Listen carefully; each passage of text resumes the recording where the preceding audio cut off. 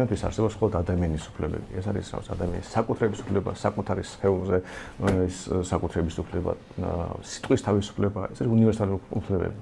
არანაირი ცალკე აღებული ჯგუფების უფლებები არ არსებობს. სოციალისტებმა შექმნეს მუშათა კლასის უფლებები, როგორც ცალკე ჯგუფი, მერე შექმნეს კოლონიების უფლებები, მერე შექმნეს უმცირესობების უფლებები. ჯერ ფემინიზმი გააფუჭეს იმით, რომ ფაქტობრივად ქალებს უთქვეს, რომ რაღაც განსაკუთრებული პრივილეგიები აქვს და ასე ვთქვათ, არ ჩააყენეს ერთიან კალაპოტში ყველა ადამიანთა და ადამიანის უფლებები კი არ გავრცელდა ქალებზე და კაცებზე თანაბრად არამედ, რაც ქალებს პრივილეგიები უნდა დაეწეს. იგივე მერე მოხდა სექსუალურ უმცირესობებზე და თუ შევხედავთ ამ ყველაფერს, საბოლოო ჯამში სოციალიზმს ბევრი სხვადასხვა გამოვლინება აქვს. ყველა ეს იდეა დგას საბოლოო ჯამში ადამიანის შურზე, ადამიანის სრულზე ვიღაცა დაჩაგროს, წაართვას და ზოგ საზოგადოებაში ვიღაცა შეიძლება ჩაგრავდეს კანის ფერის საფუძველზე ან მაგალითად სქესის მიხედვით, ზოგ შემთხვევაში სიმდიდრის მიხედვით. ფაქტობრივად პროგრესული გადასახადით სოციალისტური იდეაა თავისი ფორმით.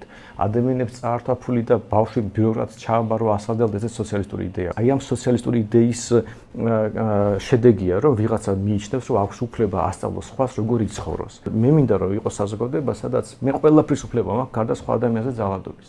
აი თუ მე თქვენზე ძალადობ, თქვენ გაქვთ უფლება მე მიპასუხოთ, დაიცვა საკუთარი თავი და ძალად ჩემ წინააღმდეგ გამოიყენოთ. იგივე უფლება მაქვს მე, მაგრამ მე თუ არავისზე არ ძალადობ, თუ არავის ზიანს არ ვაყენებ, არავის საქმე არ არის როგორ ცხოვრობ მე.